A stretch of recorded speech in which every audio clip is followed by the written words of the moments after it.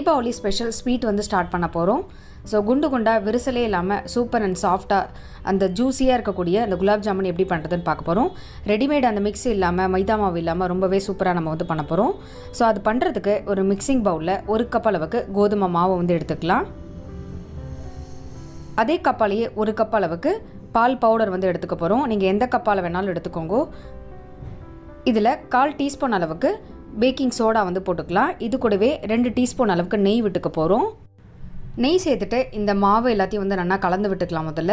So packing சோடாவாக இருக்கட்டும், நெய், அதுக்கப்புறம் வந்து பால் பவுடர், கோதுமை மாவு எல்லாம் வந்து நல்லா ஒத்தாப்பில் வந்து கலப்படணும். ஸோ நீங்கள் கலக்கும் போது வந்து பார்த்தீங்கன்னா நம்மளுக்கு அந்த புட்டுக்கு மாவு பிசைகிற மாதிரி தான், பிடிச்சா பிடிக்க வரணும், அப்படியே உதுத்து விட்டால் விடணும். அந்த அளவுக்கு நீங்கள் வந்து நல்லா கலந்து விட்டுக்கணும்.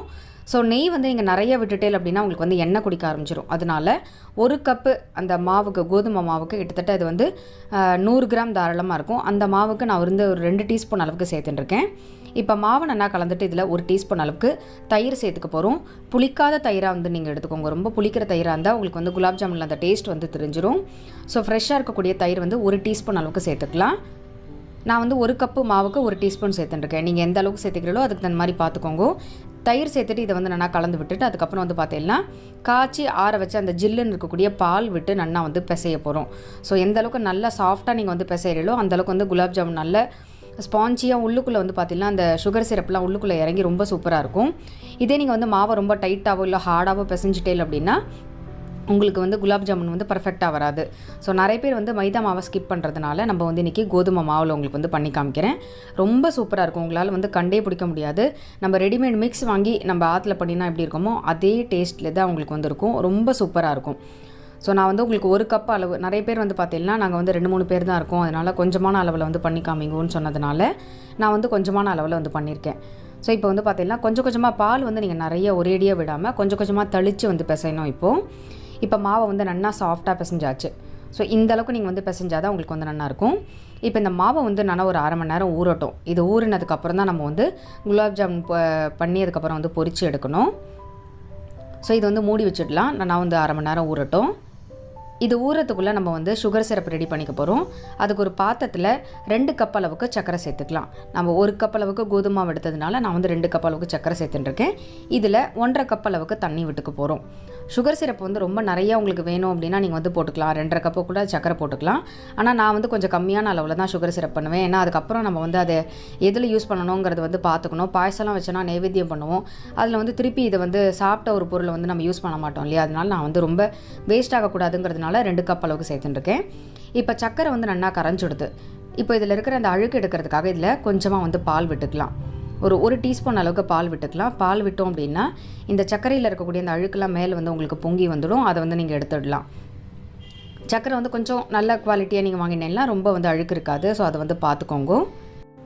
இந்த 1 கப்பு கோதுமை மாவுக்கு இந்த 2 கப் அளவுக்கு சர்க்கரை சரியான அளவாக இருக்கும். இப்போ சர்க்கரை வந்து நல்லா பொங்கி வர ஆரம்பிச்சுடுது. இதில் இருக்கக்கூடிய அந்த கொஞ்சம் அழுக்கு வந்து மேலே வந்துடுது. ஸோ நான் எடுத்துகிட்டு அந்த சர்க்கரையில் ரொம்ப அழுக்கு இல்லாததுனால உங்களுக்கு வந்து நிறையா வரவே இல்லை. இல்லைனா உங்களுக்கு வந்து பார்த்தீங்கன்னா சர்க்கரை மேலே அப்படியே பொங்கி வந்துடும். அதை நீங்கள் வந்து இது மாதிரி கரண்டியால் எடுத்தேன் அப்படின்னா உங்களுக்கு வந்து மேலாப்பில் வந்துடும். இந்த சுகர் சிரப்பு வந்து நல்லா க்ளீன் ஆகிடும் உங்களுக்கு. அடுத்து இந்த சர்க்கரை வந்து கொதிச்சுட்டே இருக்கும்போது இதில் ஒரு 4 ஏலக்காவை லைட்டாக தட்டிட்டு வந்து சேர்த்துட்டுருக்கேன். உங்களுக்கு வேணும் அப்படின்னா நீங்கள் வந்து ஏலக்காய் பொடி கூட சேர்த்துக்கலாம். இதுக்கு வந்து பதம் வந்து பார்த்திங்கன்னா இந்த சுகர் சிரப்புக்கு இந்த பாகு மாதிரி வரக்கூடாது. 1 கம்பி 2 கம்பி அது மாதிரிலாம் கிடையாது. லைட்டாக பிசுக்கு தான் வரணும் உங்களுக்கு. அந்த அப்படி கையில் ஒட்டுற மாதிரி இருக்கணும். ஸோ அதுதான் வந்து பார்த்திங்கன்னா இந்த சுகர் சிரப்புக்கான அந்த கரெக்டான பதம்.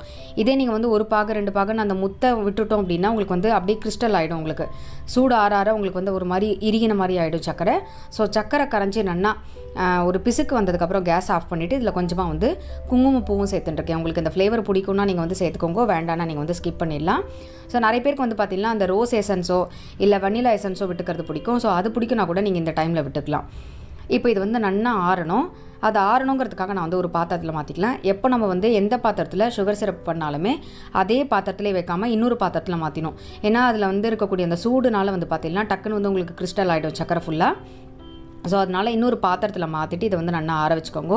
கண்டிப்பாக நீங்கள் இலுப்பச்சட்டியில் பண்ணுற மாதிரி கடாயில் பண்ணுற மாதிரி தான் டெஃபினட்டாக நீங்கள் வந்து மாற்றியே ஆகணும். இப்போ வந்து ஒரு 1/2 மணி நேரம் எடுத்து மாவு வந்து நல்லா ஊறிடுது. ஸோ இந்த மாவு வந்து நல்லா லைட்டாக ரொம்ப ஜென்டலாக தான் நீங்கள் வந்து பிசையணும். போட்டு அழுத்தி நம்ம வந்து சப்பாத்தி மாவு பிசைகிற மாதிரிலாம் பிசையக்கூடாது. ஸோ அது மாதிரி பிசைஞ்சோம் அப்படின்னா உங்களுக்கு வந்து குலாப் ஜாமுன் ரொம்ப ஹார்ட் ஆகிடும். ஸோ லைட்டாக கையால் இது மாதிரி பிசைஞ்சுட்டு இந்த டைமில் உங்களுக்கு வந்து மாவு கொஞ்சம் கெட்டியாக இருக்குது, விரிசல் வர மாதிரி இருக்குது அப்படின்னா ஒன்றும் தப்பே கிடையாது. கொஞ்சமாக வந்து பாலை தெளிச்சுட்டு நீங்கள் வந்து உருண்டையாக உருட்டிக்கலாம். விரிசல் இருந்தது அப்படின்னா நீங்கள் வந்து லைட்டாக பால் தெளிச்சுட்டு திருப்பி பிசைஞ்சல் அப்படின்னா உங்களுக்கு வந்து விரிசலே வராது. ஸோ ஏன்னா மாவு ஊறினதுக்கப்புறம் அந்த பால் கொஞ்சம் இழுத்துட்டு இருந்தது அப்படின்னா உங்களுக்கு வந்து விரிசல் வர மாதிரி இருக்கும், மாவு வந்து கொஞ்சம் கெட்டியாக இருக்கிற மாதிரி இருக்கும். அப்போ நீங்கள் ஒரு ஸ்பூன் அளவுக்கு பாலை தெளிச்சு நீங்கள் வந்து நல்லா பிசைஞ்சுட்டேல் அப்படின்னா உங்களுக்கு வந்து விரிசல் இல்லாமல் ஒட்டாமல் சூப்பராக வரும். நான் வந்து கையில் கொஞ்சமாக வந்து எண்ணெயோ நெய்யோ ஏதாவது வந்து தடவின்ட்டு அதுக்கப்புறம் தான் வந்து உருட்டுறேன். அப்போ தான் உங்களுக்கு வந்து ஒத்தாப்பில் வரும். நீங்கள் உருட்டும் போது வந்து பார்த்தீங்கன்னா போட்டு அழுத்தி உருட்டாமல் ரொம்ப சாஃப்டாக நீங்கள் வந்து உருட்டணும். அப்போ தான் உள்ளுக்குள்ளே வந்து நம்ம எண்ணெயில் பொரிச்சு எடுக்கும் போது வந்து நல்லா வேகும். ரொம்ப அழுத்தி நம்ம வந்து உருட்டிட்டோம் அப்படின்னா உள்ளுக்குள்ளே வந்து பார்த்தீங்கன்னா அப்படியே மாவாகவே இருக்கும், மேலே ஃபுல்லாக செவந்து வந்துடும்.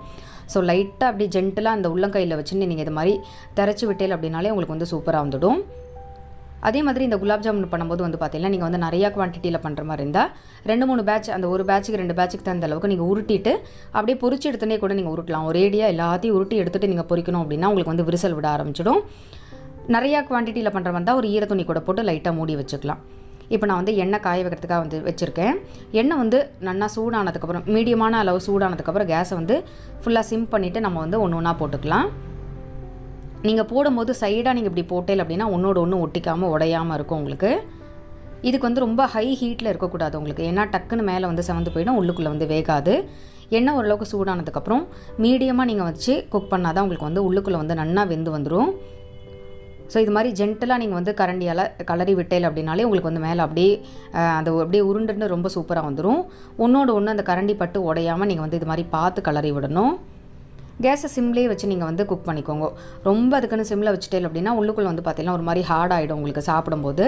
ஸோ அதனால் அதையும் நீங்கள் வந்து பார்த்துக்கணும். கரண்டியால் இது மாதிரி நம்ம ரொட்டேட் பண்ணி விட்டோம் அப்படின்னா நாலா பக்கமும் உங்களுக்கு வந்து ஒரே மாதிரி கலராக இருக்கும், ஈவனாக இருக்கும் அந்த கலர்.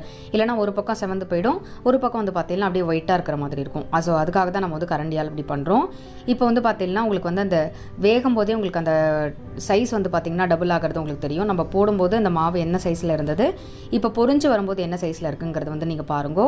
அதே மாதிரி இதை வந்து நல்லா கொஞ்சம் ஓரளவுக்கு செவக்க வச்சு எடுத்தால் தான் நல்லாயிருக்கும். அதுக்கு ரொம்ப கணங்கரேன்னு நீங்கள் வந்து எடுத்துடக்கூடாது. ஸோ உங்களுக்கு அந்த அந்த ஓசையெல்லாம் அடங்கி உங்களுக்கு வந்து நல்லா வெந்திருக்கிறது வந்து தெரியும். ஸோ அந்த பதத்தில் நீங்கள் எடுத்தேல் அப்படின்னா சரியாக இருக்கும். எண்ணெய் வந்து நல்லா சூடானதுக்கப்புறம் நான் பொரிச்சு எடுக்கும்போது வந்து மீடியமாக தான் வச்சுட்டுருக்கேன். ரொம்ப சிம்லியும் இல்லை, ரொம்ப ஹைலியும் இல்லை, மீடியமாக தான் வச்சு உங்களுக்கு வந்து பொரிச்சு எடுக்கிறேன் நான். ஸோ ஒரு பக்கம் வந்து லைட்டாக இது மாதிரி சேப்பாக இல்லை அப்படின்னா நீங்கள் வந்து இது மாதிரி கரண்டியால் பரட்டி விட்டேல் அப்படின்னா அந்த பக்கமும் வந்து பார்த்தீங்கன்னா கலர் வந்து ஈவன் ஆகிடும். உள்ளுக்குள்ளே வந்து நல்லா பொரிஞ்சு வரணும் இது. ஸோ இது வந்து நீங்கள் கொடுத்தேல்னாலே யாருக்குமே கண்டே பிடிக்க முடியாது. இது வந்து மைதா இல்லை கோதுமாவில் தான் நம்ம வந்து பண்ணியிருக்கோன்னு. அவ்வளோ சூப்பராக அவ்வளோ டேஸ்டியாக இருக்கும். ஸோ இதில் வந்து நீங்கள் வெறும் கோதுமாவை மட்டும் வச்சு பண்ணால் வருமா டேஸ்ட்டுன்னு கேட்காதீங்கோ. இதுக்கு வந்து கோயாக்கு பதில் தான் நம்ம வந்து பால் பவுடர் சேர்த்துட்டுருக்கோம். ஸோ பால் பவுடர் இருந்தால் தான் அந்த குலாப் ஜாமுனோட அந்த எக்ஸாக்ட் அந்த ஒரு டேஸ்ட் வந்து உங்களுக்கு வரும். அதுக்காக தான் நம்ம வந்து சேர்த்துட்டுருக்கோம். 1 கப்பு கோதுமை மாவுக்கு 1 கப் அளவுக்கு நீங்கள் வந்து பால் பவுடர் சேர்த்துட்டா தான் குலாப் ஜாமுன் வந்து உங்களுக்கு ரொம்ப சூப்பராக கரெக்டான பதத்தில் வரும். இதே நீங்கள் வந்து அளவுகளை வந்து கம்மி ஜாஸ்தி பண்ணிட்டேல் அப்படின்னா வந்து கரெக்டாக வராது. ஸோ நான் இதில் வந்து ஒரு இடத்துலையுமே உங்களுக்கு வந்து அதோட டிப்ஸ் அண்ட் ட்ரிக்ஸ் வந்து உங்களுக்கு சொல்லிக் கொடுக்குறேன். கண்டிப்பாக வந்து வீடியோ ஸ்கிப் பண்ணாமல் பார்த்தா தான் உங்களுக்கு வந்து கரெக்டாக வரும். இப்போ வந்து நல்லா பொரிஞ்சு வந்ததுக்கப்புறம் எடுத்தாச்சு. இப்போ பாருங்கள், ஒரு விரிசல் கூட இல்லை, கலரும் வந்து ஒத்தாப்பில் இருக்குது. ஸோ ரவுண்டாக சூப்பராக வந்து பார்த்திங்கன்னா டபுளாக இருக்குது அந்த சைஸுமே. ரொம்பவே சூப்பராக நம்ம இதை வந்து பொரிச்சு எடுத்தாச்சு. இந்த பொரிச்சு எடுத்த கையோட அந்த சூட்டோடையே நம்ம வந்து சுகர் சிரப்பில் போட்டால் தான் உங்களுக்கு வந்து நல்லா அப்சர்வ் பண்ணிக்கும் உங்களுக்கு சுகர் சிரப்பை வந்து நல்லா ஆறி இருக்கணும். நம்ம பொரிச்சு எடுத்த அந்த குலாப் ஜாமுன் மட்டும் தான் உங்களுக்கு வந்து சூடாக இருக்கணும். ஸோ இது வந்து நீங்கள் கரெக்டாக பார்த்துக்கணும். சுகர் சிரப் பண்ணி வச்சுட்டு உடனேவே நீங்கள் வந்து போடக்கூடாது. நம்ம வந்து அந்த 1/2 மணி நேரம் ரெஸ்டிங் டைம் கொடுத்துருந்தோம் இல்லையா, அதுக்குள்ளே வந்து சுகர் சிரப்பு பண்ணி இதை ஒரு பாத்திரத்துக்கு மாற்றினதுக்கப்புறம் நல்லா வந்து ஆறிடுது. ஸோ இது வந்து ஒரு பேட்சை போட்டுட்டு இதை வந்து நல்லா கலந்து விட்டுட்டு இதே மாதிரியே அடுத்த பேட்சை நம்ம வந்து பொரிச்சு எடுத்துக்கலாம். நான் முன்னாடியே சொன்ன மாதிரி நீங்கள் ஒரு பேட்சாக கூட உருட்டிக்கலாம். ஏன்னா அது வேகிறதுக்கான அந்த டைமுக்குள்ளே நீங்கள் வந்து டக்குன்னு இன்னொரு பேட்ச் கூட உருட்டிக்கலாம். அதுக்குன்னு நீங்கள் ஒரேடியாக நம்ம வந்து சீடை போடுற மாதிரி நிறைய போட்டுவிடக்கூடாது. ஏன்னா அது வந்து சைடில் சுற்றி வேகணும் உங்களுக்கு. எண்ணெயும் நம்ம வந்து நிதானமாக தான் வச்சுருக்கோம். அதனால் ஒரு ஈட்டுக்கு 10லேருந்து 12 இது மாதிரி நீங்கள் போட்டு பொரிச்சு எடுத்தேல் அப்படின்னா உங்களுக்கு வந்து சரியாக இருக்கும். ஒரேடியாக ஒரு 15-20 நம்ம வந்து ஒன்றா போட்டுட்டோம் அப்படின்னா ஒன்றோடு ஒன்று வேகவே வேகாது. ஸ்பேஸும் வந்து கம்மியாக இருக்கும் உங்களுக்கு வந்து அது உருண்டு வேகிறதுக்கான அந்த ஸ்பேஸ் வந்து பார்த்தீங்கன்னா ரொம்ப கம்மியாக இருக்கும். ஸோ இப்போ வந்து பார்த்திங்கன்னா இதே மாதிரி நம்ம வந்து இன்னொரு பேட்சை வந்து பொரிச்சு எடுக்கிறோம். நீங்கள் கரண்டியால் இது மாதிரி ரொட்டேட் பண்ணும்போது வந்து பார்த்திங்கன்னா அது ஈவனாக வந்து குக் ஆகும் உங்களுக்கு. ஸோ அதுக்காக தான் நம்ம வந்து இப்படி பண்ணுறோம். அதுவும் நீங்கள் வந்து நசுக்கிடக்கூடாது அந்த குலாப் ஜாமுனை, அதுவும் வந்து நீங்கள் பார்த்துக்கணும். இப்போ இது வந்து நன்னா செவந்து வரட்டும். செவந்து வந்ததுக்கப்புறம் பார்க்கலாம். இப்போ வந்து பார்த்திங்கன்னா நன்னா கலர் வந்து பார்த்திங்கன்னா சூப்பராக வந்து எடுத்து இந்த ப்ரௌன் கலர் வந்தால் தான் குலாப் ஜாமுனோட அந்த எக்ஸாக்ட் கலர் வந்து உங்களுக்கு இருக்கும். அதே மாதிரி சில்லுன்னு அந்த பால் விட்டு நம்ம வந்து பிசைகிறதுனால வந்து பார்த்திங்கன்னா அந்த சில்னஸோடு நம்ம சூடான அந்த எண்ணெயில் பொரிச்சு எடுக்கும்போது டக்குன்னு வந்து உள்ளுக்குள்ளே வந்து உங்களுக்கு நல்லா வெந்து வந்துடும். ஸோ அதுக்காக தான் நம்ம வந்து இப்படி காய்ச்சி ஆற வச்ச பாலை ஃப்ரிட்ஜில் வச்சு நம்ம வந்து விட்டு பிசைகிறோம். இதே நீங்கள் வந்து தண்ணி விட்டு பிசையலாமான்னு கேட்கலாம். தண்ணி விட்டு பிசையலாம். ஸோ அது வந்து அத்தனை டேஸ்ட் வந்து உங்களுக்கு அவ்வளோ எக்ஸாக்டாக கொடுக்கறது கிடையாது. நான் வந்து 2-3 தடவை ட்ரை பண்ணி பார்த்துட்டு தான் உங்களுக்கு வந்து கரெக்டான ஒரு அளவு வந்து சொல்கிறேன். பால் சுத்தமாக வேண்டவே வேண்டாம் நீங்கள் நினச்சிடலாம், வேணால் ஸ்கிப் பண்ணிக்கோங்க. ஆனால் பால் விட்டு பிசைஞ்சால் ரொம்ப சூப்பராக இருக்கும். இப்போது 2வது பேட்சை நம்ம வந்து போட்டு எடுத்தாச்சு. அதையும் வந்து நம்ம சுகர் சிரப்லேயே வந்து டிப் பண்ணிக்கலாம். ஸோ டோட்டலாக நான் எடுத்துகிட்ட அந்த கப்புக்கு வந்து பார்த்திங்கன்னா ஒரு 30 குலாப் ஜாமுன் வந்தது. இது வந்து ஒரு 2 மணி நேரம் மினிமமாவது உங்களுக்கு ஊறணும். ஏன்னா மைதா மாவை விட அந்த கோதுமை வந்து கொஞ்சம் அந்த டிஃப்ரென்ஸ் உங்களுக்கு வந்து தெரியும். அதனால் நன்னா ஊறினா தான் உங்களுக்கு வந்து நல்லாயிருக்கும். இப்போது 3வது பேட்ச் அந்த மிச்சம் இருக்கிறதையும் வந்து போட்டு பொரிச்சு எடுத்துட்டேன் நான். ஸோ டோட்டலாக ஒரு 30 குலாப் ஜாமுன் எனக்கு வந்தது இந்த சைஸில். ஒத்தாப்பில் நீங்கள் உருட்டினையில் தான் உங்களுக்கு வந்து கலர் வந்து ஒரே மாதிரியே இருக்கும். இல்லைனா ஒன்று செவந்துரும், ஒன்று வந்து செவக்காது, ஒன்று வேகும், ஒன்று வேகாது, அது மாதிரி ஆகிடும். ஸோ மோஸ்ட்லி கலர் வந்து பார்த்தீங்கன்னா ஒத்தாப்பில் இருக்கணும் அப்படின்னா நீங்கள் வந்து ஒரே சைஸில் உருட்டணும். அப்போ தான் வந்து உங்களுக்கு பார்க்குறதுக்கும் நல்லாயிருக்கும், வேகிறதும் நல்லாயிருக்கும். இது வந்து 2 மணி நேரம் ஊறட்டும். இல்லைனா ஓவர் நைட் உங்களுக்கு வந்து ஊறினா ரொம்பவே சூப்பராக ரெடி ஆகிடும். இப்போ இது வந்து ஓவர் நைட்டு நம்ம வந்து ஊற வச்சுட்டு அடுத்த நாள் காலத்தில் நம்ம வந்து பார்க்கலாம். இப்போ பார்த்தீங்கன்னா கிட்டத்தட்ட ஓவர் நைட்டு நான் வந்து ஒரு 7-8 மணி நேரம் நல்லா ஊற வச்சுட்டேன்.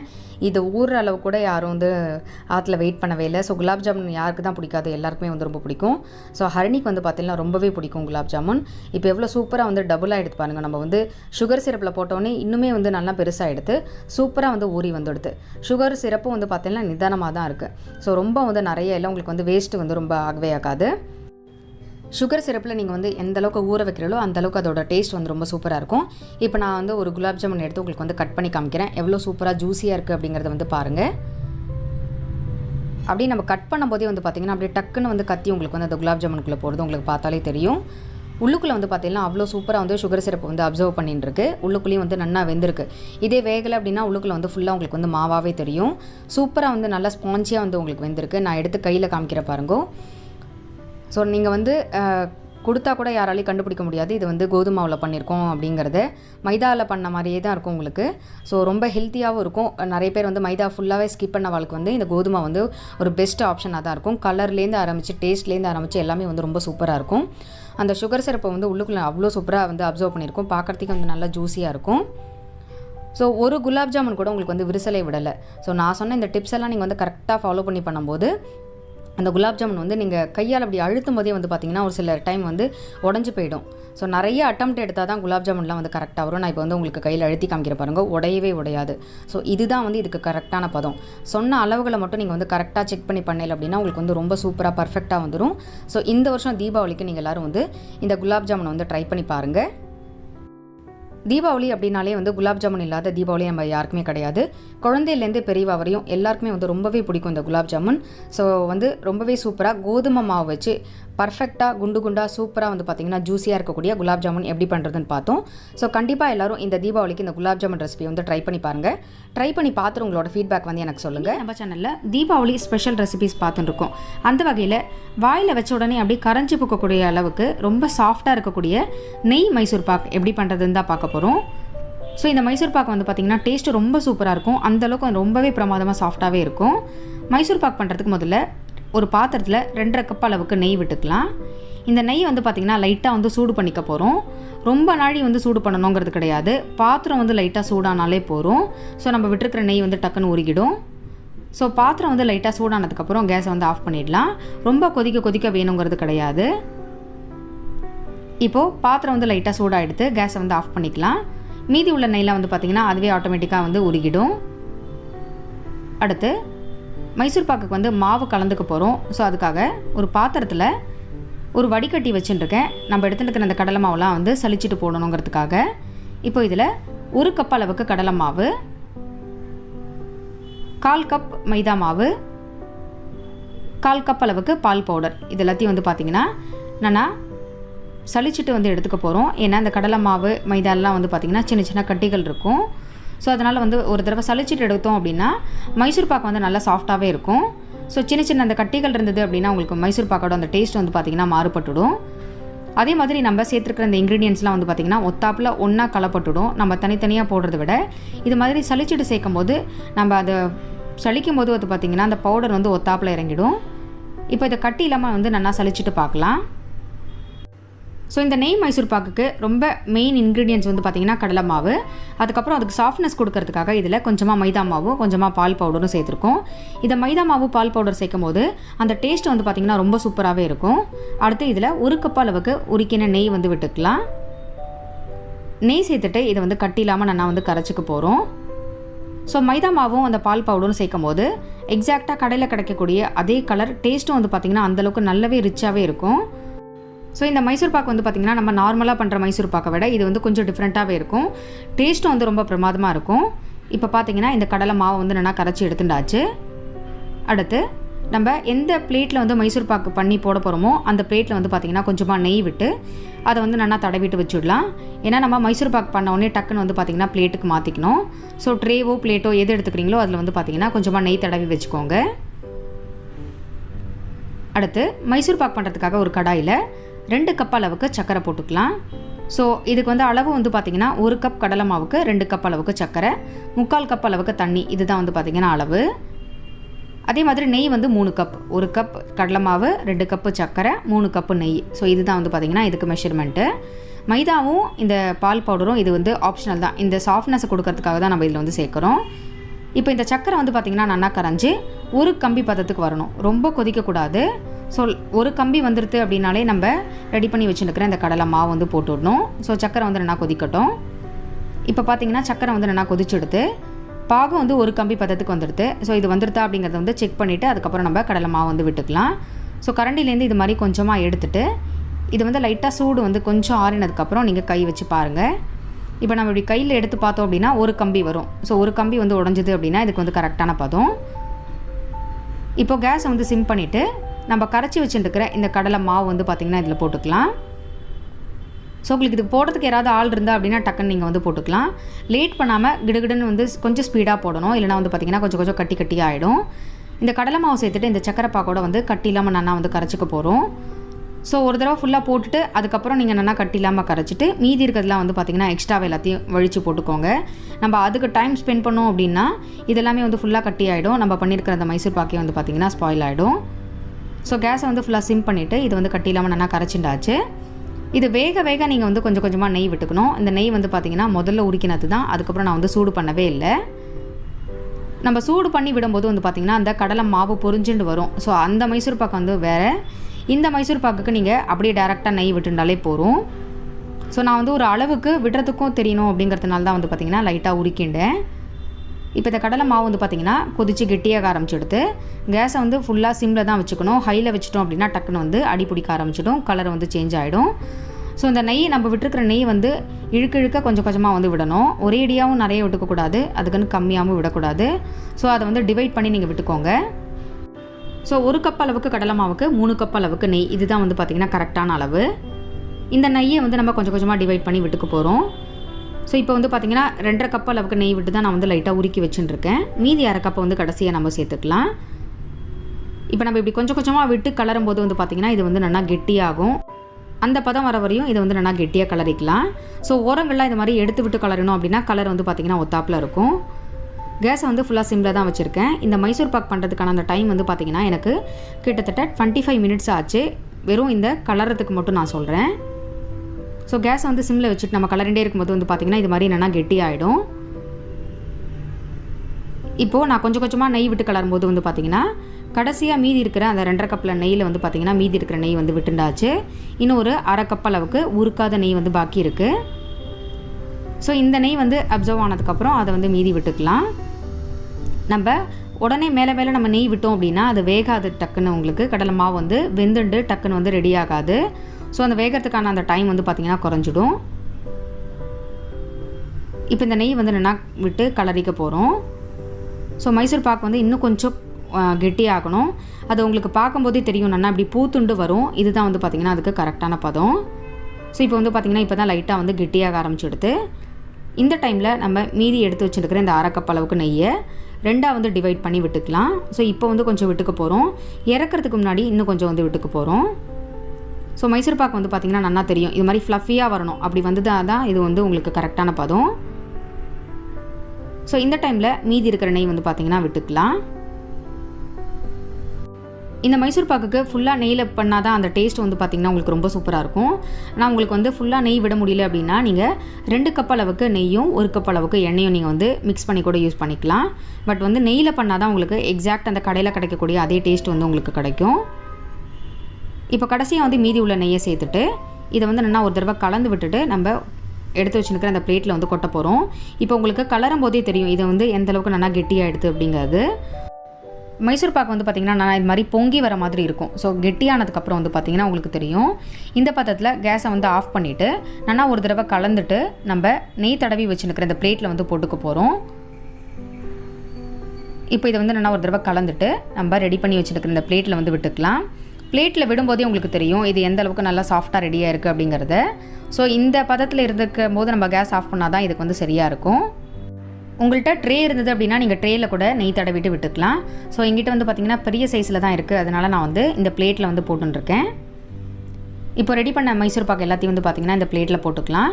நார்மலாக நம்ம பண்ணுற மைசூர் பாக்கு வந்து பார்த்திங்கன்னா டக்குன்னு மேலே பொங்கி வர மாதிரி இருக்கும். ஆனால் இந்த மைசூர் பாக்கு அது மாதிரி எழும்பி வராது. நம்ம எந்த அளவுக்கு விட்டுருக்கோமோ அந்த அளவுக்கு தான் வந்து இருக்கும். இப்போ இந்த பிளேட்டை வந்து நான் ஒரு தடவை டேப் பண்ணிவிட்டு கரண்டியால் இதை வந்து லெவல் பண்ணி விட்டுக்கலாம். ஸோ இந்த மைசூர் பாக்கு வந்து என்னென்னா 3/4 மணி நேரத்துலேருந்து 1 மணி நேரம் அளவுக்கு ஆறணும். ஆறினதுக்கப்புறம் தான் இதை வந்து கட் பண்ணணும்.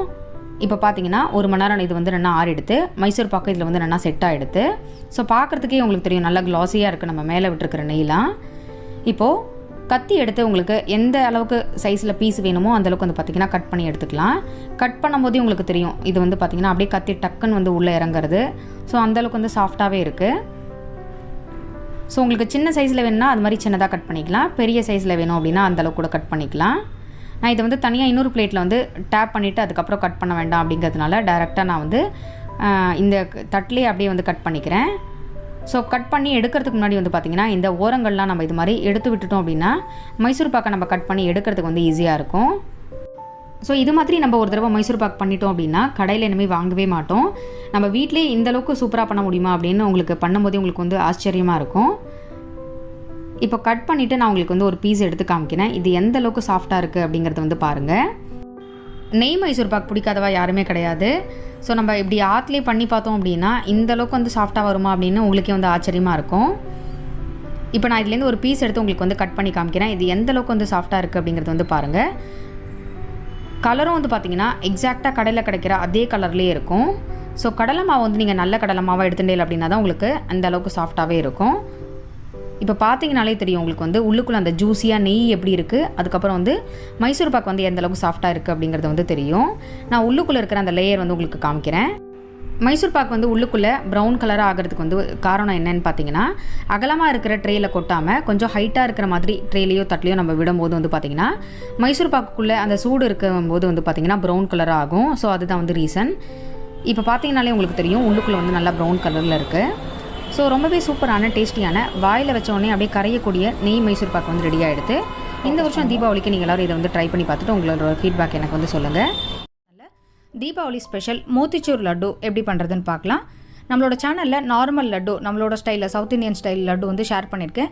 ஸோ இன்றைக்கி வந்து பார்த்தீங்கன்னா மோத்திச்சூர் லட்டு ஈஸியாக எப்படி பண்ணுறது அப்படிங்கிறத வந்து பார்க்க போகிறோம். அதுக்கு ஒரு பாத்திரத்தில் 1 கப் அளவுக்கு கடலை மாவு சேர்த்துக்கலாம். கிட்டத்தட்ட 250 கிராம் அளவுக்கு இருக்கும். இப்போ இந்த கடலை மாவை நல்லா சலிச்சு எடுத்துக்க போகிறோம்.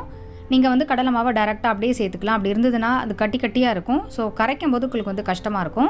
ரெண்டாவது அதில் ஏதாவது சின்ன சின்ன பீசஸ் வந்து பார்த்திங்கன்னா கடலை மாவு சரியாக அரைப்படாமல் இருந்ததுன்னா கூட உங்களுக்கு வந்து டக்குன்னு எண்ணெயில் போடும்போது வெடிக்கிறதுக்கான அந்த சான்ஸ் இருக்குது. அதனால் நீங்கள் எந்த ஒரு பொருள் எடுத்துனாலுமே சலிச்சுட்டு யூஸ் பண்ணும்போது உங்களுக்கு வந்து பெட்டராக இருக்கும். இப்போது மாவை வந்து நல்லா சலிச்சு எடுத்துட்டாச்சு. இது மாதிரி நீங்கள் வந்து நல்லா சலிச்சு எடுத்துக்கோங்க. இப்போ இந்த மாவில் கொஞ்சம் கொஞ்சமாக தண்ணி விட்டு நம்ம வந்து கரைச்சிக்க போகிறோம். ஸோ ஒரேடியாக 1 டம்ளர் தண்ணி நீங்கள் அப்படியே சேர்த்துக்காம கொஞ்சம் கொஞ்சமாக விட்டு கட்டி இல்லாமல் நல்லா வந்து கரைச்சி எடுத்துக்கலாம். இப்போ இந்த மோத்திச்சூர் லட்டு பண்ணும்போது நம்ம இந்த மாவில் உப்போ இல்லை சோடா உப்பு கலர் எதுவுமே வந்து சேர்க்க வேண்டாம். ஸோ அப்படியே நீங்கள் வந்து வெறுமனே இந்த மாவை வந்து நல்லா கரைச்சிண்டாலே போகிறோம். ரொம்ப கெட்டியாக இருந்தது அப்படின்னா மாவு வந்து உங்களுக்கு இறங்காது. நார்மல் நம்ம பூந்திக்கு கரைக்கிறத விட கொஞ்சம் லிக்விடாக இருந்தால் தான் உங்களுக்கு வந்து சரியாக இருக்கும். ஸோ நான் அந்த பதத்தை வந்து உங்களுக்கு காமிக்கிறேன், எந்த அளவுக்கு கரைக்கணும் அப்படிங்கிறத.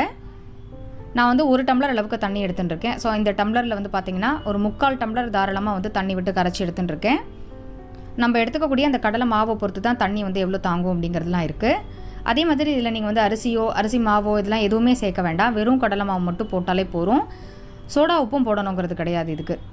இப்போ மாவை வந்து நல்லா கரைச்சி எடுத்துட்டாச்சு. ஒரு தோசை மாவு பதத்துக்கு நீங்கள் வந்து கரைச்சிக்கணும். இப்போ கரண்டியில் நீங்கள் எடுத்து பார்த்தீங்க அப்படின்னா நம்ம தோசை வாக்கிறதுக்கு மாவு எந்த பதத்துக்கு வச்சுருப்போமோ அந்த பதத்துக்கு இருக்கணும். ரொம்ப தண்ணியாகவும் இருக்கக்கூடாது, அதுக்குன்னு ரொம்ப கெட்டியாகவும் இருக்கக்கூடாது. இப்போது நம்ம மோத்துச்சூர் லட்டு எப்படி பண்ணுறதுன்னு பார்க்க போகிறோம். அதுக்கு முதல்ல வந்து பார்த்திங்கன்னா ஒரு பைப்பிங் பேக் வந்து எடுத்துட்டுருக்கேன். இப்போ இந்த பேக்குக்குள்ளே நம்ம கரைச்சி வச்சுருக்கிற அந்த மாவு வந்து விட்டுக்க போகிறோம். ஸோ நான் வந்து நிறைய மெத்தட் வந்து பார்த்திங்கன்னா ட்ரை பண்ணி பார்த்தேன். எனக்கு எதுவுமே வந்து ஒர்க் அவுட் ஆகலை. ஃபைனலாக வந்து பார்த்திங்கன்னா இந்த மெத்தட் தான் கொஞ்சம் ஈஸியாக இருந்தது. இப்போ நம்ம கரைச்சி வச்சு இந்த மாவை வந்து பார்த்திடலாம்.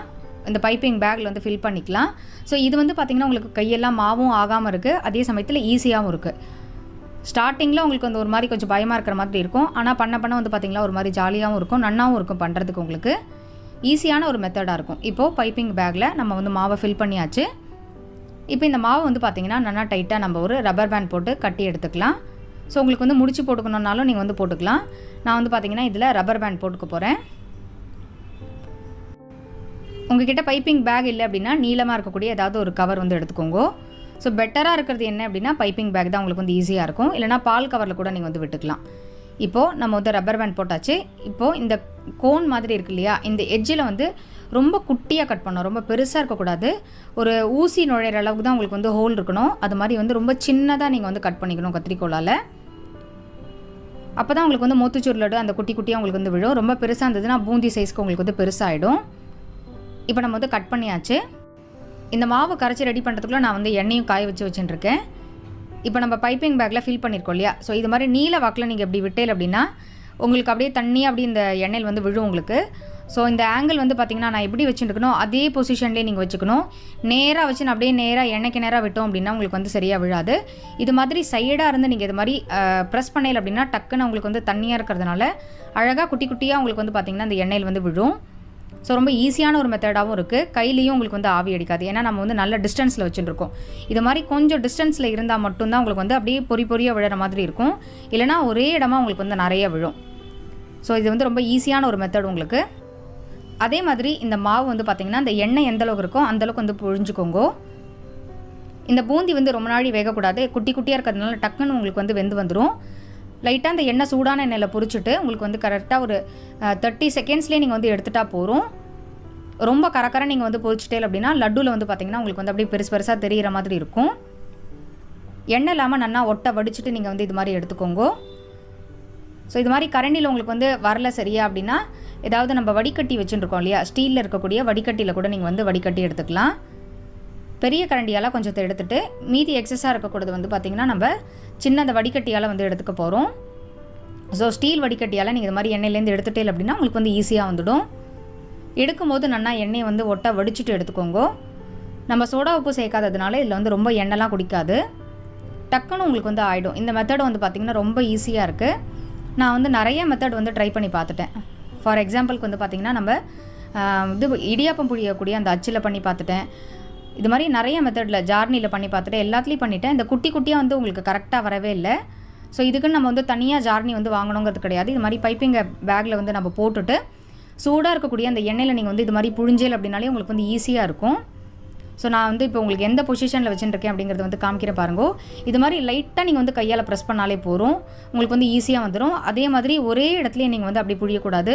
அப்படி பண்ணல அப்படின்னா இப்போ வந்து பார்த்தீங்கன்னா தெரியும் உங்களுக்கு வந்து சைடில் அப்படி இருக்குது. ஏன்னா உங்களுக்கு அந்த பொசிஷன் மாற்றணுங்கிறதுனால நான் வந்து அந்த கேமரா சேஞ்ச் பண்ணும்போது டக்குன்னு உங்களுக்கு வந்து அந்த இடத்துல அப்படியே அந்த கட்டி மாதிரி ஆகிடுது. ஸோ அது மாதிரி இருக்கக்கூடாது அப்படின்னா நீங்கள் வந்து அப்படியே நீங்கள் வந்து கையால் லைட்டாக நீங்கள் அந்த எண்ணெயில் அப்படியே ஸ்ப்ரெட் பண்ணினாலே உங்களுக்கு வந்து அப்படியே பொறியாக விழுந்துடும். போட்ட கரெக்டாக ஒரு 30 செகண்ட்ஸ்லேயே நீங்கள் வந்து எண்ணெயிலேருந்து வடிச்சுட்டு எடுத்துக்கலாம். ரொம்ப ஈஸியான ஒரு மெத்தடு. இது வேகிறதுக்கான அந்த டைமும் வந்து பார்த்திங்கன்னா நார்மல் அந்த பூந்தியை விடவே ரொம்ப சீக்கிரம் ஆகிடும். ஸோ எண்ணெய் இல்லாமல் நல்லா ஒட்டை வடிச்சுட்டு எடுத்துக்கலாம். நார்மலில் நம்மளோட அந்த பண்ணுற லட்டு வந்து பார்த்திங்கன்னா கொஞ்சம் ஒரு மாதிரி டைட்டாக இருக்கிற மாதிரி இருக்கும், க்ரிப்பாக இருக்கிற மாதிரி இருக்கும் அந்த லட்டு. அப்படியே மேலே வந்து அந்த சக்கரைலாம் பூத்துன்னு இருக்கும். ஆனால் இந்த மோத்திச்சூர் லட்டு வந்து பார்த்திங்கன்னா நல்லா சாஃப்டாக இருக்கும் உங்களுக்கு. நார்த் சைட்லலாம் வந்து பார்த்திங்கன்னா இந்த மோத்திச்சூர் லட்டு வந்து ரொம்பவே ஃபேமஸ். மோத்தி அப்படின்னாலே அந்த குட்டி குட்டியாக இருக்கிற அந்த மணி அளவுக்கு, மோத்தி அப்படின்னாலே வந்து மணின்னு தான் உங்களுக்கு வந்து அர்த்தம். ஸோ அப்படியே மணியாக இருக்கும் உங்களுக்கு இந்த பூந்தி. ஸோ இந்த லட்டு வந்து அப்படியே பார்க்குறதுக்கும் ரொம்ப நல்லா இருக்கும். நீங்கள் உதுத்து அப்படியே சாப்பிடும்போது வந்து பார்த்தீங்கன்னா அவ்வளோ சூப்பராக இருக்கும். இதே மாதிரியே நம்ம மீதி இருக்கிறது எல்லாத்தையுமே வந்து பண்ணிவிட்டு பார்க்கலாம். எல்லா பூந்தியும் பண்ணிவிட்டு அதுக்கப்புறம் நம்ம வந்து சக்கரை பாகு எப்படி வைக்கிறதுங்கிறத பார்க்கலாம். இப்போது சக்கரை பாகு வைக்கிறதுக்காக இது மாதிரி அடிக்கணமான ஒரு கடாய் எடுத்துட்டுருக்கேன். இதில் 3/4 கப் அளவுக்கு சக்கரை போட்டுக்க போகிறோம். ஸோ நான் வந்து பார்த்திங்கன்னா 1 கப் அளவுக்கு கடலை மாவு எடுத்துட்டு அதுக்கு 3/4 கப் அளவுக்கு சக்கரை சேர்த்துட்டுருக்கேன். இப்போ சக்கரை முழுகிற அளவுக்கு தண்ணி விட்டுக்கலாம். இந்த மோத்திச்சூர் லட்டுக்கு வந்து பார்த்திங்கன்னா அந்த சக்கரை பதம்லாம் எதுவும் கிடையாது. சக்கரை வந்து நன்னா கரைச்சி கொதிக்க ஆரம்பிச்சிடுது அப்படின்னாலே போகும். ஸோ அதனால் இந்த பதம் மாறிடுது அப்படின்னா ஒரு சிலது வந்து பார்த்திங்கன்னா உங்களுக்கு வந்து சொதப்பிடும். அது மாதிரிலாம் இல்லை. அடுத்து இதில் வந்து கலருக்காக வந்து பார்த்திங்கன்னா அந்த ஆரஞ்சு ரெட் கலர் வந்து சேர்த்துட்டுருக்கேன். உங்கள்கிட்ட எந்த கலர் இருக்கோ அது மாதிரி சேர்த்துக்கலாம். பொதுவாக வந்து இதுக்கு ஆரஞ்சு கலர், அந்த ஆரஞ்சின் ரெட்டு அந்த கலர் இருக்கு இல்லையா, இதுதான் வந்து சரியாக இருக்கும். ஸோ பூந்தி வந்து பார்த்திங்கன்னா சூப்பராக ரெடியாக எடுத்து நமக்கு சக்கரை வந்து நல்லா கரைஞ்சி கொதிக்க ஆரம்பிக்கிட்டோம். அந்த பதத்துக்கு வந்து கொதிக்கும் போது தான் நம்ம வந்து இதை சேர்க்கணும். இப்போது சக்கரை வந்து நல்லா கரைஞ்சி கொதிக்க ஆரம்பிச்சிடுது. ஸோ இந்த பதத்தில் வந்து பார்த்திங்கன்னா நல்லா ஒரு தடவை கலந்து விட்டுட்டு நம்ம ரெடி பண்ணி வச்சுட்டுருக்கிற அந்த பூந்தி வந்து இதில் சேர்த்துக்க போகிறோம். இந்த சக்கரை பாகுலேயே நம்ம சேர்க்கும் போது வந்து பார்த்திங்கன்னா இது வந்து நல்லா ஊறிண்டு உங்களுக்கு வந்து சூப்பராக ரெடி ஆகிடும். நம்மளோட பூந்தி வந்து பார்த்திங்கன்னா சக்கரை பாகு நல்லா ரெடி பண்ணிவிட்டு அதுக்கப்புறம் கீழே இறக்கி வச்சுட்டு பூந்தி பண்ணி அப்படியே நம்ம வந்து சக்கரை பாகில் போடுவோம். ஸோ நம்மளோட சேனலில் வந்து அப்பாவோட மெத்தடும் சரி என்னோட மெத்தடும் சரி நான் வந்து உங்களுக்கு ஷேர் பண்ணியிருக்கேன். அதோட லிங்க் வந்து பார்த்திங்கன்னா நான் வந்து டிஸ்கிரிப்ஷனில் கொடுக்குறேன், பார்க்காதவங்க வந்து செக் பண்ணிக்கோங்க. ஆனால் இந்த மோத்திச்சூர் லட்டுக்கு வந்து பார்த்திங்கன்னா நம்ம ரெடி பண்ணிட்டு இருக்கிற அந்த பூந்தியை இந்த பாகுலேயே சக்கரை பாகுலேயே கொதிக்க வச்சா தான் உங்களுக்கு வந்து நல்லாயிருக்கும். ஸோ இந்த சக்கரை பாகு வந்து இந்த பூந்திக்குள்ளே உள்ளே இழுத்துட்டு உங்களுக்கு வந்து ஒத்தாப்பில் இருக்கும். நம்மளோட லட்டு வந்து கொஞ்சம் டிஃப்ரெண்ட்டாக தான் இருக்கும். இப்போ வந்து பார்த்திங்கன்னா ஒரு 5 நிமிஷம் ஆகுது. ஃப்ளேம் வந்து நான் மீடியமாக தான் வச்சுருக்கேன். நல்லா வந்து கொதிச்சுட்டுருக்கு. ஒரு பக்கம் வந்து வெந்நீர் வந்து கொஞ்சமாக ஒரு பாத்திரத்தில் வந்து வச்சுட்டுருக்கேன். ஸோ அது எதுக்காக வச்சுட்டுருக்கேங்கிறத நான் அப்புறமா உங்களுக்கு சொல்கிறேன். இதில் இருக்கக்கூடிய அந்த சக்கரை பாகுலாம் வந்து நல்லா பூந்தி இழுத்துக்கிட்டோம். அந்தளவுக்கு வந்து நல்லா கலரி விட்டுக்கோங்க. கேஸ் வந்து மீடியமாக வச்சுக்கலாம், ஏன்னா அடி பிடிக்க ஆரம்பிச்சிடும்.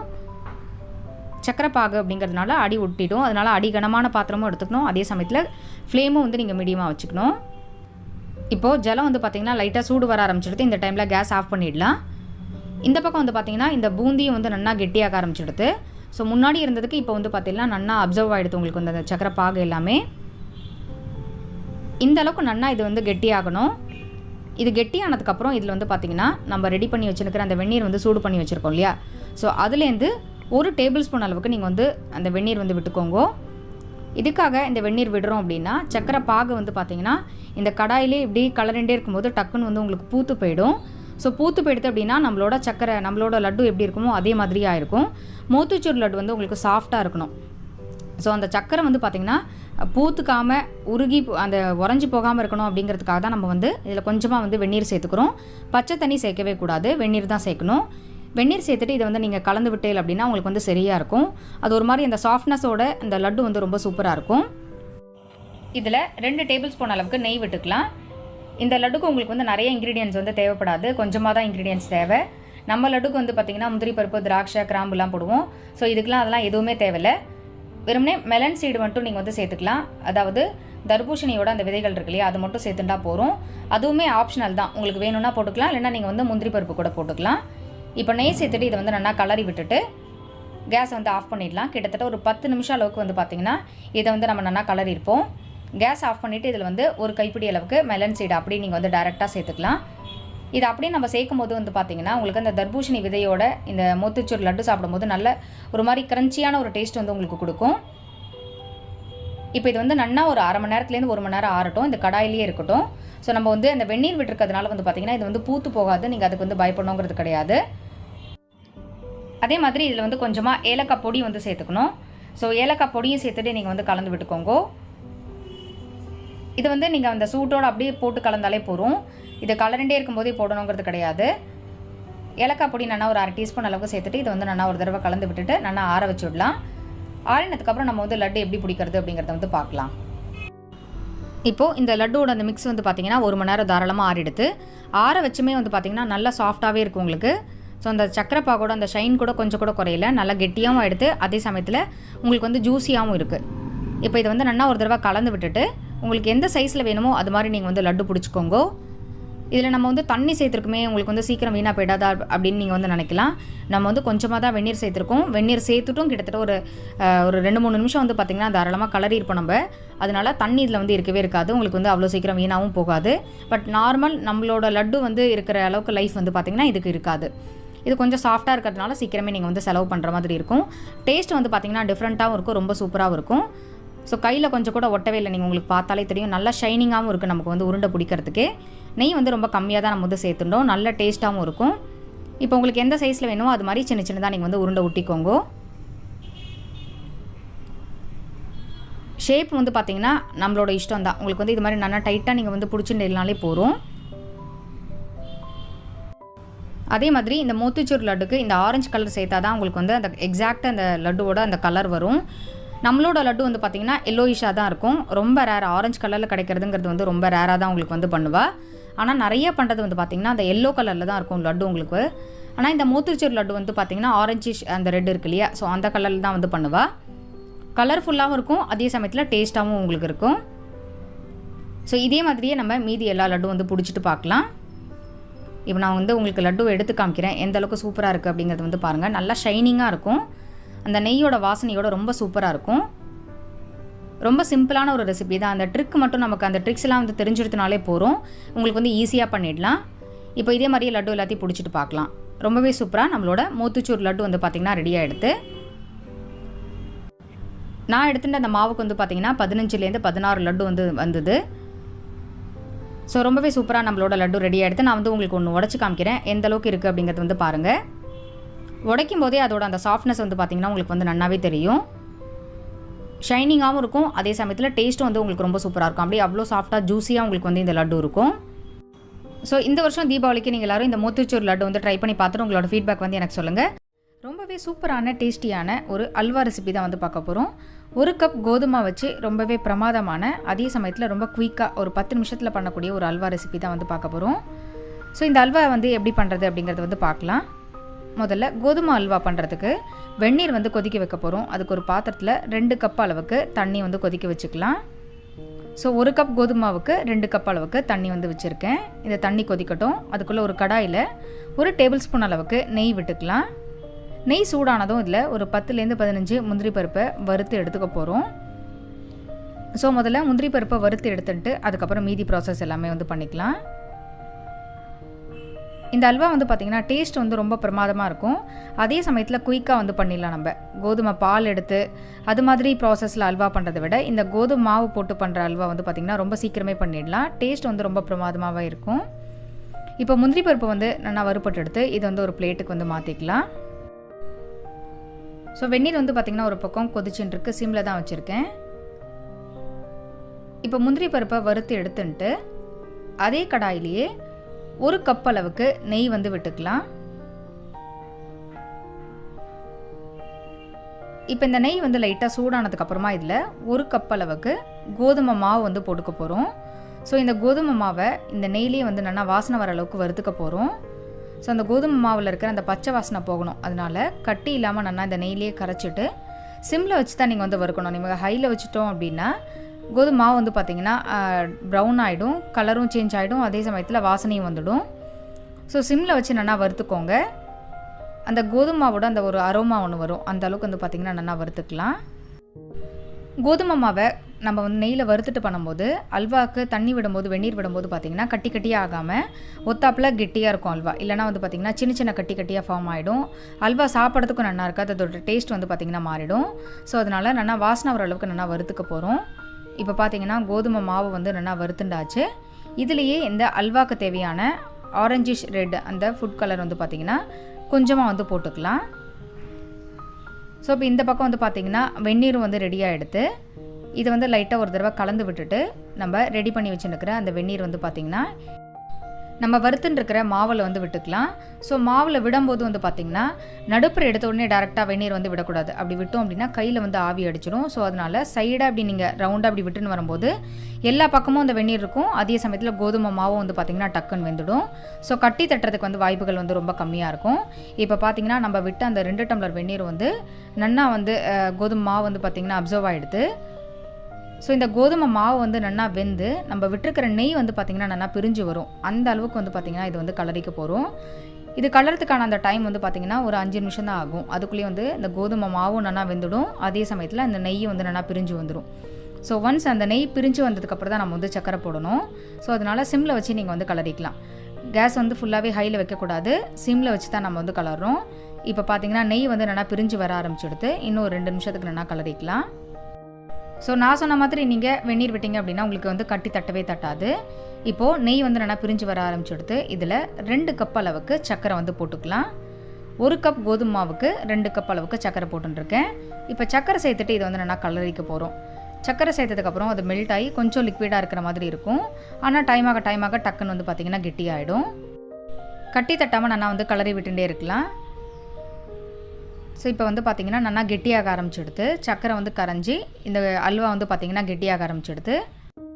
ஸோ நிறைய கல்யாணங்களில் வந்து பார்த்திங்கன்னா இந்த கோதுமை அல்வா தான் வந்து நிச்சயதார்த்தத்துக்கு பண்ணக்கூடிய ஒரு அல்வா. டேஸ்ட் வந்து பார்த்திங்கன்னா கிட்டத்தட்ட அசோகா அல்வாவோட டேஸ்ட்டே தான் இருக்கும். ரொம்ப பிரமாதமாக இருக்கும். நீங்கள் ஒரு தடவை ட்ரை பண்ணி பார்த்தீங்க அப்படின்னா கோதுமை பால் எடுத்து நம்ம அல்வா பண்ணுற அந்த ப்ராசஸே நீங்கள் வந்து பண்ண மாட்டீங்க. சீக்கிரம் டக்குன்னு ஏதாவது ஒரு அல்வா பண்ணணும் அப்படின்னா கண்டிப்பாக இது வந்து பண்ணிடலாம். இப்போ பார்த்திங்கன்னா நம்ம கலர ஆரம்பித்து ஒரு 5 நிமிஷம் ஆகிடுது. அல்வா வந்து பார்த்திங்கன்னா நல்லா கெட்டியாக ஆரம்பிச்சுடுது. ஸோ இப்போ பார்த்திங்கன்னா நல்லாவே கெட்டியாக எடுத்து உங்களுக்கு பார்க்குறதே தெரியும். இந்த அளவுக்கு வந்து பார்த்திங்கன்னா நல்லா கெட்டியாக எடுத்து அல்வா வந்து இன்னொரு 5 நிமிஷம் கலரணும் அப்படின்னா அல்வாவும் கெட்டியாகிடும். அதே சமயத்தில் அந்த கோதுமையோட அந்த பச்சை வாசனை வந்து பார்த்திங்கன்னா போயிடும். ஸோ இது மாதிரி என்னென்னா கலரி விட்டுட்டே இருக்கலாம். நம்ம அப்படியே விட்டுட்டோம் அப்படின்னா டக்குன்னு வந்து அடி பிடிக்க ஆரம்பிச்சிடும். ஸோ இதை ஒரு தடவை நல்லா கலரி விட்டுட்டு நம்ம வறுத்து வச்சுருக்கிற அந்த முந்திரி பருப்பை வந்து போட்டுக்கலாம். இது கூடவே 1 டேபிள் ஸ்பூன் அளவுக்கு நெய் வந்து விட்டுக்கலாம். இந்த அல்வாக்கு வந்து பார்த்திங்கன்னா டோட்டலாக 1.25 கப் அளவுக்கு நெய் தேவைப்படும். நம்ம நான்ஸ்டிக் கடாய் யூஸ் பண்ணோம் அப்படின்னா 1 கப் அளவுக்கு நெய் வந்து தாராளமாகவே போகும். இதே நீங்கள் வந்து பித்தளை கடாய் இல்லைனா வந்து பார்த்திங்கன்னா கல்கத்தா சட்டி இது மாதிரிலாம் யூஸ் பண்ணோம் அப்படின்னா நமக்கு இன்னும் கொஞ்சம் வந்து பார்த்திங்கன்னா நெய் தேவைப்படும். கொஞ்சம் கொஞ்சமாக நம்ம எடுத்து வச்சுருக்கிற அந்த நெய் விட்டு கலரினோம் அப்படின்னா அல்வா வந்து சீக்கிரமே வந்து கெட்டியாகிடும். இப்போ பார்த்திங்கனாலே உங்களுக்கு தெரியும் நல்லாவே கெட்டியாகிடுது. ஸோ நெய் சேர்த்துட்டு கொஞ்சம் கொஞ்சமாக இதை வந்து கலரிக்கலாம். இப்போ வந்து பார்த்திங்கன்னா ஒரு 10 நிமிஷத்துலேயே இந்த அல்வா வந்து சூப்பராக வந்து கெட்டியாகிடுது. நமக்கு சீக்கிரமாக ஒரு அல்வா பண்ணணும் அப்படின்னா டக்குன்னு வந்து பார்த்திங்கன்னா இந்த கோதுமை அல்வா பண்ணிடலாம். இதே அசோகா அல்வா அப்படின்னா உங்களுக்கு பைத்தம்பருப்பை வேக வச்சு அதுக்கப்புறம் அதோட ப்ராசஸ்லாம் கூட தனியாக ஆகும். ஆனால் இந்த அல்வா வந்து பார்த்திங்கன்னா ரொம்பவே டேஸ்டியாக இருக்கும். அதே சமயத்தில் சீக்கிரமே பண்ணிடலாம். இப்போ நம்ம எடுத்து வச்சுருக்கிற அந்த 1/4 கப் நெய் வந்து பார்த்திங்கன்னா கொஞ்சம் கொஞ்சமாக விட்டு கலரிண்டே இருக்கேன். இதில் 1/4 டீஸ்பூன் அளவுக்கு பொடி பண்ண ஏலக்காய் பொடி, மீதி இருக்கிற நெய் வந்து பார்த்திங்கன்னா விட்டுக்கலாம். ஸோ கடைசியாக மீதி இருக்கிற நெய் விட்டுட்டு இதை வந்து நல்லா ஒரு தடவை இழுத்து கலரிட்டு கேஸை வந்து ஆஃப் பண்ணிடலாம். இப்போ உங்களுக்கு பார்க்குறதுக்கு லைட்டாக நெகிழ்வாக இருக்கிற மாதிரி இருக்கும். ஆனால் டைம் ஆக வந்து பார்த்திங்கன்னா நல்லா கெட்டியாகிடும். ஸோ கடைசியாக 1 டேபிள் ஸ்பூன் அளவுக்கு நெய் விட்டுட்டு நம்ம கேஸ் ஆஃப் பண்ணோம் அப்படின்னா அந்த நெய் வந்து பார்த்திங்கன்னா அப்படியே இருக்கும்.